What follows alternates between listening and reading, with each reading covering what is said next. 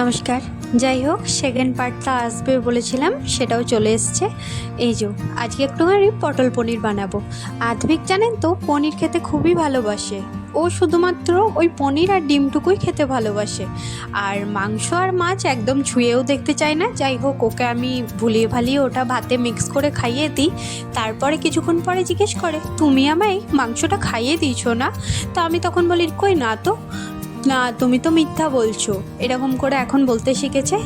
তো দেখুন, পনিরগুলো একটু বড় বড় করেই কাটলাম, আজকে আর ছোট করে কাটিনি। যাই হোক, আজকে একটুখানি পনিরের হালকা একটুখানি পোস্ত, চারমগজ, এইসব দই এসব দিয়ে হালকা একটা পাতলার মতো ঝোল বানাবো।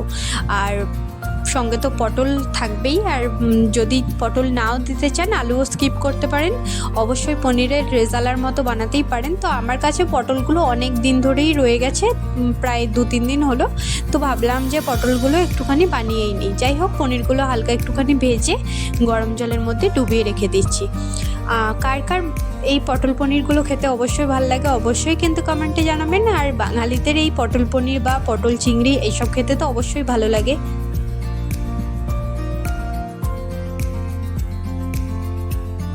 এই যে এর মধ্যে টমেটো, পেঁয়াজ, আদা, রসুন সব কিছু ভালো করে দিয়ে ভালো করে একটা ভেজে নেবেন। আর এটাকে নামিয়ে রেখে কিছুক্ষণ ঠান্ডা করার পরে এই যে পোস্ত আর একটুখানি চারমগজ আর একটুখানি দই দিয়ে ভালো করে সবগুলো একসাথে বেটে নেবেন। সত্যি বলতে কি একটা ভালো পেস্ট হয়ে যায়। আর এই যে ওটা নামিয়ে রেখে ঠান্ডা করতে দিলাম, আর একটুখানি পটল আর আলুটা ভালো করে ভেজে নিচ্ছি। দেখুন, এই করতে করতে ফ্লিপকার্টের ডেলিভারিও এসে গেছে। তো মালগুলো দেবে বলে চলে এসছে, তাই জন্য একটুখানি বেরোলাম মালগুলো নিতে। তো ততক্ষণে পটল আর আলুটা ভাজতে থাকি।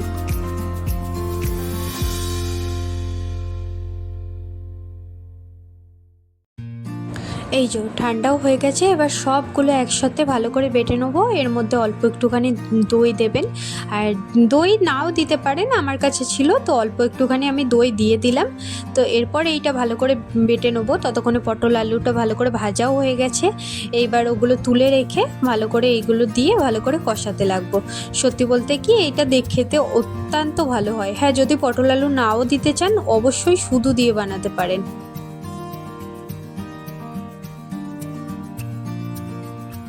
একটু টমেটো আর ক্যাপসিকামটা ভালো করে ভেজে নিলাম। এরপরে যে পেস্টটা বানিয়ে নিয়েছিলাম আপনাদের দেখিয়ে, তো সেইটা ভালো করে দিয়ে দিচ্ছি। এইটাকে প্রায় অনেকক্ষণ ঢাকা দিয়ে দিয়ে কষাবেন, যাতে এই কাঁচা গন্ধটা অনেকটা চলে যায়।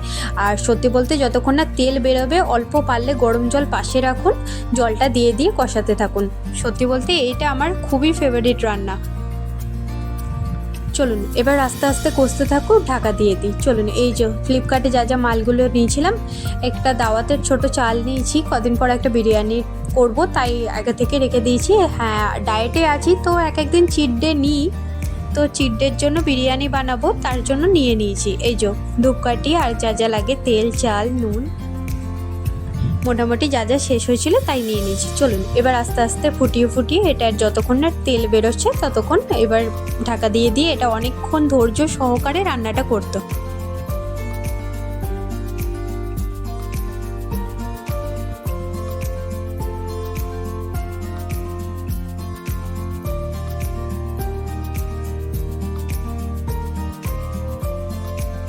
এবার যা যা মশলা লাগে সেগুলো দিয়ে ভালো করে আরও কিছুক্ষণ আমি কষিয়ে নেবো। শুধু এটা অনেকটা টাইমের লাগে, কারণ এটা ভালো করে না কষালে একদম একটা কাঁচা কাঁচা অন্যরকম গন্ধ বেরোতে স্টার্ট হয়।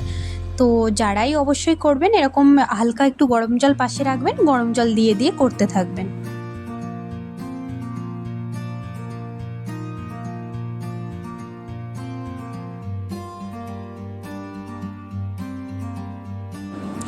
মোটামুটি অনেকটাই কষানো হয়ে গেছে। এইবার পটল আর আলুটা দিয়ে ভালো করে কষিয়ে নিয়ে আর একটুখানি পনিরটা দিয়েও কষিয়ে নেবো। তারপরে এর মধ্যে একটুখানি গরম জল দিয়ে দেবেন আর হালকা ঢাকা দিয়ে রেখে দেবেন।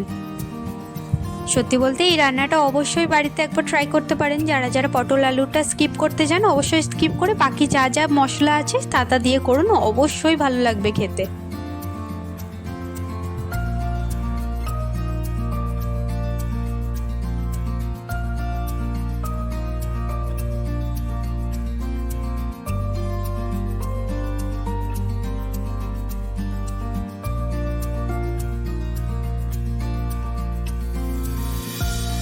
আজকের মতো এখানেই শেষ করছি। ভালো থাকবেন, সুস্থ থাকবেন, সাবধানে থাকবেন।